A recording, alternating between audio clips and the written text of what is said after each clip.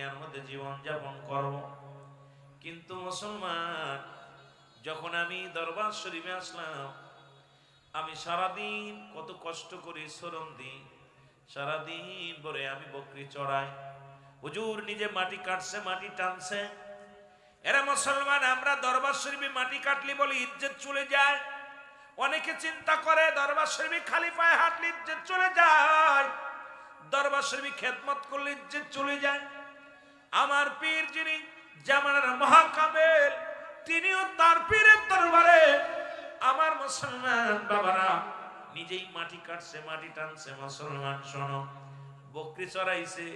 পৃথিবীর মধ্যে সবচেয়ে বিজাত প্রাণী হলো ছাগল, যেটা রাসূলুল্লাহ চড়াইতেন, সেটা আমার কেবলাদান হুজুর চড়াইছে পৃথিবীর মধ্যে। সুতরাং নবীজির গুণে গুণান্বিত হইয়া আমার পীর কেবলা জান এই দুনিয়ার মধ্যে আগমন করেছে।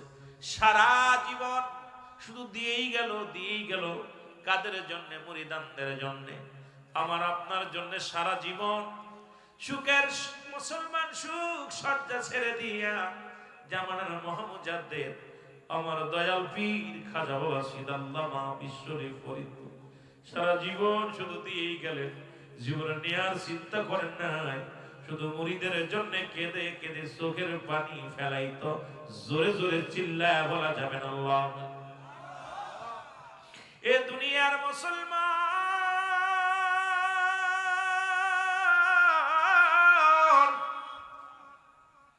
হুজুর বলে সারাদিন আমি শ্রম দিই রে, সারাদিন আমি কষ্ট করি। খাবার যখন দিতে যায়, সবার চাইতে কম খাবার আমারে দেয়। আমি একই মুসলমান, একই লুঙ্গি পরি, আর একটা লুঙ্গি গায়ে দিই, যেটা লুঙ্গি বলা হয়। আমি বলেন বা লুঙ্গি বলেন, তখন বলেন। হুজুর বলেন এই হলো একই গাছের নিচে প্রায় 30টা বছর কাটায় দিলাম, ওই একই কাপড় পরিধান করি, সেই কাপড়ে গায়ে বিছানো। আমার নবী রাহমাতুল্লাহ আমিনের চরিত্র আমার বাবার ভিতরে ছিল। দয়াল নবী আম্মা জান মুসলমান খাদিজাতুল কুবরা বলেন, আমার নবীজি, ও যুবক, এই পৃথিবীর মধ্যে একই কাপড়ে গায়ে বিছানা। কারণ পৃথিবীর মধ্যে যত শীত আসতো, রাসূলুল্লাহ একই কাপড়ে গায়ে বিছানা গায়ে দিতেন, বিছাইতেন। আমার পীর কেবলাদানের ভিতরে একই গুণ ছিল, যেটা একটা তবন বিছাইতেন আর একটা তবন গায়ে দিতেন এই কনকনে শীতের দিনে। কারণ আমার দয়াল মুর্শিদকে আমার আল্লাহ রাব্বুল আলামিন এই ধরা দামে আপনার আমার জন্য নিয়ামত স্বরূপ পাঠাইলো, এর মধ্যে কোনো সন্দেহ নাই। জোরে বলেন ঠিক কিনা? এ আমার ভাইরা, আমার বন্ধুরা, আমার দয়াল পীর বলে, বাবা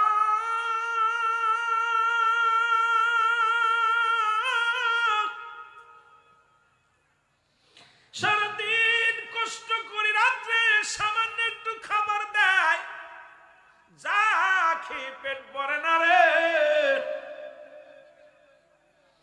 এইটা পেট ভরে না, আমি চিন্তা করি কোথায় আসলাম, একটু ভালো খাবার জন্য, ভালো পড়ার জন্য। আমার বাবা জানের বাড়ি বিটা সব রেখে আসলাম, যে পীরের দরবার, পীরে আমাকে মহব্বত করে আনছে, ভালো খাবো। একদিন মনে মনে চিন্তা করলাম আমি চলে যাব, এত কষ্ট সহ্য হয় না। আমি বসে আছি, দাদু পীর, তোমার দাদু পীর আমার পীর কেবলা যান পিছন থেকে যাই মাথার মধ্যে হাত বুলাইয়া দিয়ে বলে, বাবা কি চিন্তা করেন, আপনারা তো খাবার জন্য দুনিয়ায় আনা, আপনাকে তো আনা হয়নি, আল্লাহ আনেন নাই। এই দুনিয়া আল্লাহ পাক আপনারে খানার জন্য পাঠাই নাই, ঘুমানোর জন্য পাঠাই নাই। বাবা আপনাকে এই দুনিয়ার মধ্যে রব্বে কারীম পাঠাইছে কোটি কোটি ভক্তের জন্য, কোটি কোটি মুরিদ সন্তানের জন্য। জোরে জোরে চিল্লায়া বলা যাবে না আল্লাহু আকবার। গাউসুল আজম ফরিদপুরি, গাউসুল আজম জাকেরের কান্ডারি, জীবন ভরে ফেলছ বাবা চোখের পানি। বলেন জীবন ভরে ফেলছ বাবা চোখের পানি বলেন গাউসুল আজম ফরিদ ফুরি গাউসুল আজম জাকেরের কান্ডারি জীবন ভরে ফেলছ গো বাবা চোখের পানি নিজে না খাইয়া খানা খাওয়াই সমুদ্রে সোনার দেহ করছ কঙ্কাল জগতে আসি ওরে আমরা তোমার পাপি মুরিদ বাবা আমরা তোমার আদরের মুরিদ শুধুই কাঁদতেছি জীবন ভরে ফেলছ মুর্শিদ চোখেরই পানি বলেন জীবন ভরে চোখেরই পানি এ দুনিয়ার মুসলমান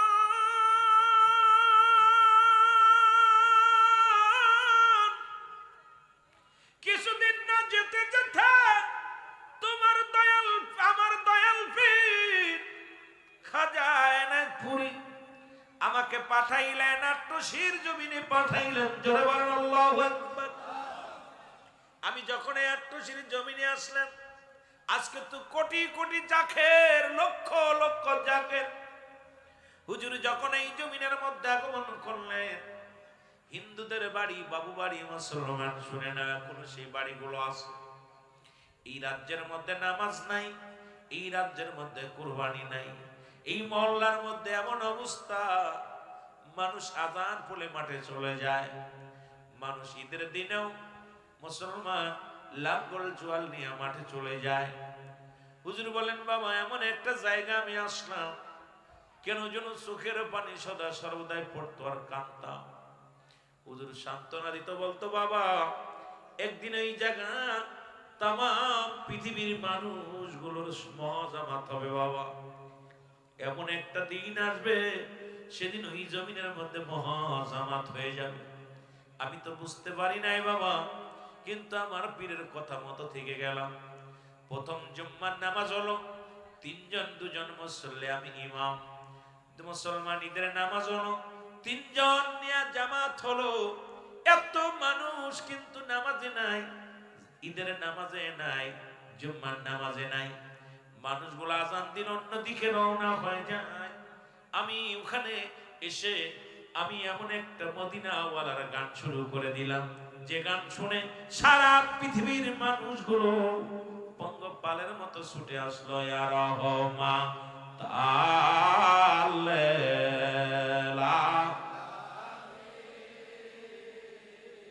ইয়া রহমান দেখা দাও দেখা দাও বান্দো আমারে দেখা দাও দেখা দাও বান্দো আমারে ওরে পরাণ ভরা দেখবো আমি তোমারে আর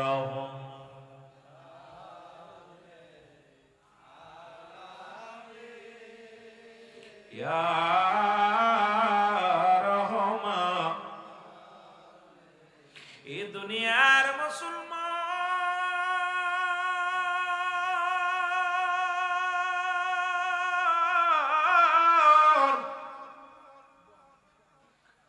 এরে আমি আসি এখানে এমন পথে এমন আল্লাহর ডাক এমন নবীর ডাক শুরু করলাম রে। দিন যায় মানুষের সমাগম বাড়ে, মাস যায় দিন যায় বছর যায়, ধীরে ধীরে মানুষের সমাগম আসে। হঠাৎ একদিন মুসলমান শুনে নাও একটা টেলিগ্রাফ আসে যে কথা বলতেছিলাম। আসার পর শুনতে পাইলাম আমার মুর্শিদ আর জগতের মধ্যে নাই। বাবা এদিন আমি যখন শুনতে পাইলাম আমার পীর আমার সারিয়ারে বিদায় হয়ে গেছে, ওদিন আমি নিজের কন্ট্রোল করতে পারি নাই, ধৈর্য ধরতে পারি নাই। পৃথিবীর মধ্যে দিন আমি বড় একাকার হয়ে গেছি রে, প্রদিন আমি বড় এতিম হয়ে গেছি। আমায় কে বোঝাইয়া দিবে রে, আমায় কে শিখায়া দিবে রে, বান্ধব আমার পাগল বানাইছে। বলেন মুর্শিদ আমার, আরো জোরে বলেন মুর্শিদ আমার পাগল বানায়। আমি দেখলে বাবা নূরের মুখানি,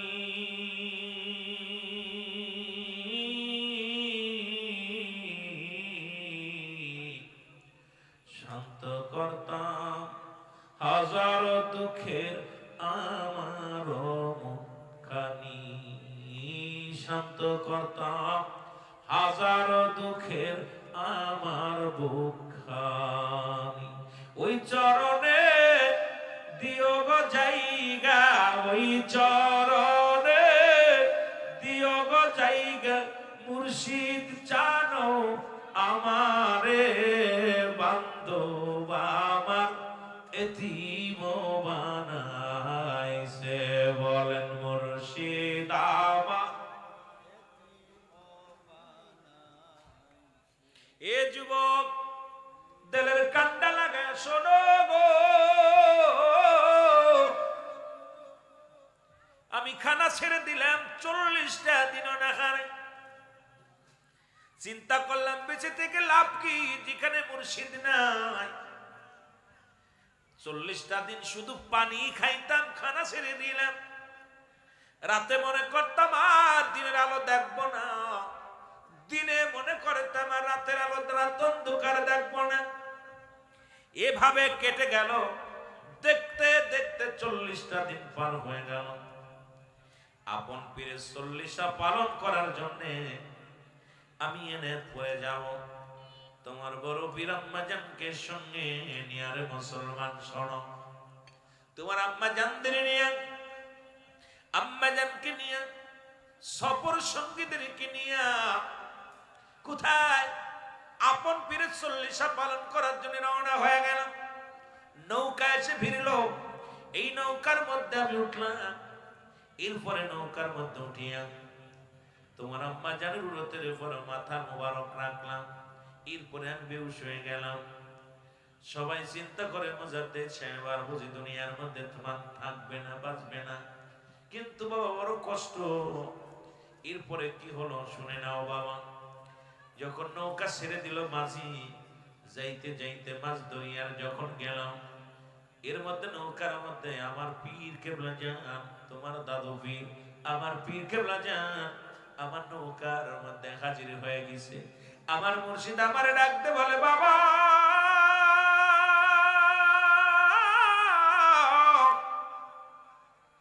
বাবা হাসমতুল্লাহ রে, ও বাবা তোমারে খানা ছেড়ে দিছ, নিজের তুমি কি মনে করো?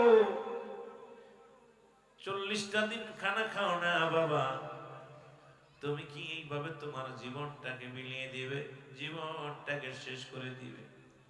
আমার দয়াল মুর্শিদ, ও মুসলমান দয়াল মুর্শিদ বলে, বাবা আমার মাথার মধ্যে হাত বুলাইয়া দিয়া বললেন, বাবা আমি তোমাকে হুকুম দিলাম কোটি কোটি জাকিরাতদের জন্য, কোটি কোটি আশিকদের জন্য তোমার এই দুনিয়ার মধ্যে বাঁচতে হবে বাবা, খানা খাইতে হবে। হুজুর হুকুম দিলেন, আমি গেলাম পীরের 40টা পালন করে চলে আসলাম। এরপরে খাইতে পারি না, কারণ 40টা দিন না খাইয়া আমার দেহ মুবারক বড় কঙ্কাল হয়ে গেছে। খাইতে পারি না, খাবার আসলে মন চায় না খাতি। অল্প অল্প করে পীরের হুকুম তালিম করার জন্য অল্প অল্প করে খেয়ে এরপরে আমি সুস্থ হয়ে উঠলাম। বাবা একমাত্র আপনাদের জন্য, আমার পিসা আমার পীরের হুকুমে, শুধু আপনাদের জন্য বাবা আমার পীর হুকুম দিলেন বাবা, লক্ষ লক্ষ কোটি কোটি মুরিদানদের জন্য তোমাকে এই দুনিয়ার মধ্যে বাঁচতে হবে বাবা, খানা খাইতে হবে। সেদিন শুধু আমার পীর হুকুম তালিম করার জন্য আমি দুনিয়ার মধ্যে খানা ধরেছিলাম, নয়তো আমি আমার পীরকে হারায়া জীবনে মনে বলছিল না আমি বেঁচে থাকবো। কারণ মুর্শিদের চরণ অমূল্য রতন, আমি হারায়া কি নিয়ে বাঁচবো। আজকে আমরা 25টা বছর আমার আপন পীরকে হারাইছি। ও যুবক, এ মাদারীপুরের আশিক ভাইয়েরা শোনো, 40টা বছর এমন পীরকে হারায়া ফেললাম, যে পীর এই দুনিয়ার মধ্যে মহাবান্ধব, যিনি এই দুনিয়ার মধ্যে এসেছে ইয়া রব্বি হাবলি মুরিদি, ইয়া রব্বি হাবলি মুরিদি, মুরিদি বলে কেঁদে কেঁদে বুক বাসাইছে। সেই দয়াল মুর্শিদের মহাপবিত্র শরীফ 2026 জানুয়ারির মাসের মাঝামাঝি অনুষ্ঠিত হবে। এ মুসলমান, সেই মিশন নিয়ে, সেই ভিশন নিয়ে, সেই ওরস শরীফের প্রস্তুতি ও আলোচনা নিয়ে আমরা আপনাদের মাঝে হাজির হয়েছি। আজকে আলোচনাটা মুখ্য বিষয় না, মুখ্য বিষয় হলো আপন পীরের দরবারে হাজিরা দেওয়ার আমাদের সবার মন থাকা লাগবে। জোরে বলেন ঠিক কিনা, আরো জোরে বলেন ঠিক কিনা। কারণ কে কি বললো, কে কি করলো, কে কি জানালো, কিচ্ছু যায় আসে না রে বাবা। আমরা আপন পীরের কদমে থাকতে চাই কি চাই না। আত্মশীল হুজুর কি মরাফি, আত্মশীল হুজুর কি মরাফি।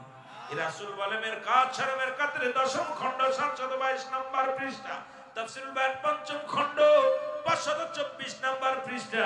রাসূল তো নিজেই বলে আলা সাবধান, ইন্না নিশ্চয়, আলা ইন্নাহু লিল্লাহি, আল্লাহর তরফ থেকে যারা ওলি হয় গো, লা নাই লা ইয়ামুত, তাদের মৃত্যু নাই। সুতরাং এমন দয়াল পীর আত্মশীল জমিনে এখনো জিন্দা আছে। আমরা জাকের ভাইরা যারা, আমরা আমার দয়ালের মুরিদ যারা, আমাদের চিন্তাধারা এখনো দরবারে নালিশ দিলে, এখনো দূর দূরান্ত থেকে যদি দয়ালের কদমে নালিশ দিই, এই নালিশ বিফলে যায় না। আল্লাহ রাব্বুল আলামিন খাজা ফরিদপুরের ওসিলায় আল্লাহ কবুল করে। জোরে জোরে বলেন ঠিক কিনা। আর সে জামানার আউলিয়া তুমি, সে জামানা, একটু সাউন্ড বাড়ান ভাই। আউলিয়া কোন শিরোমণি বাবা মাওলানা, বলেন আউলিয়া কোন শিরোমণি বাবা মাওলানা। ওরে জাকেরানদের দরদি বাবা, জাকেরানদের দরদি বাজা, হয় না তোমার তুলনা বাবা, হয় না তোমার তুলনা বাবা মাওলানা। বলো সে জামানার আউলিয়া তুমি, সে জামানার আউলিয়া, আউলিয়া কুল শিরোমণি বাবা মাওলানা। বলো সে জামানার, বলেন না, সে জামানার আউলিয়া তুমি বাবা মাওলানা। আল্লাহুম্মা, একটু মহব্বতে বলেন না, মহব্বতে।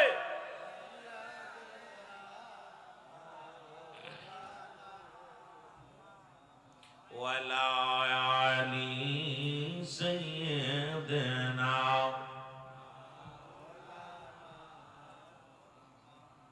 এ মুসলমান, কয়েকটা কথা আমি বলি, একটু লক্ষ্য করবেন গো। যেহেতু তরিকাতের কয়েকটা কথা, হুজুরের কয়েকটা বাণী আমি শুনাইলাম, এরপরে মুফতি সাহেব আলোচনা করবে কিতাবাদি দিয়া।